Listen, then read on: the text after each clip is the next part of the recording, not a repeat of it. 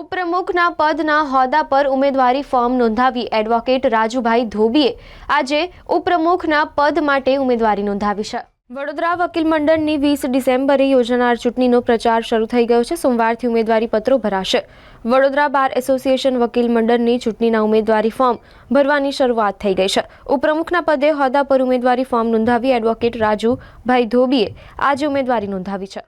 વડોદરા વકીલ મંડળમાં સને 1999થી હું વકીલાતની શરૂઆત કરેલી અને વકીલોની સાથે સાથે વકીલોની લડતમાં દરેક લડતની અંદર સાથે રહ્યો।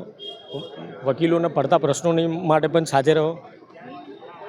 ત્યારબાદ વડોદરાના વકીલ સિનિયર જુનિયર વકીલશ્રીઓએ મને 3 વખત જનરલ સેક્રેટરી બનાવ્યો, 1 વખત વાઇસ પ્રેસિડેન્ટ બનાવ્યો।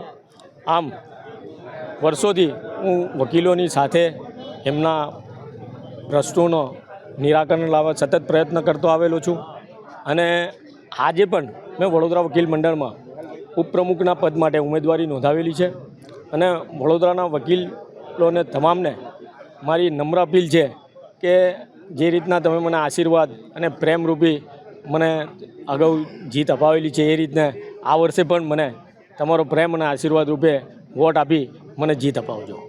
ઓકે, સર, મેં ઉમેદવારીમાં ફોર્મ ભરી ગયું। વડોદરા વકીલ મંડળની ચૂંટણીમાં મેં ઉપપ્રમુખ માટે ઉમેદવારી નોંધાવેલી છે।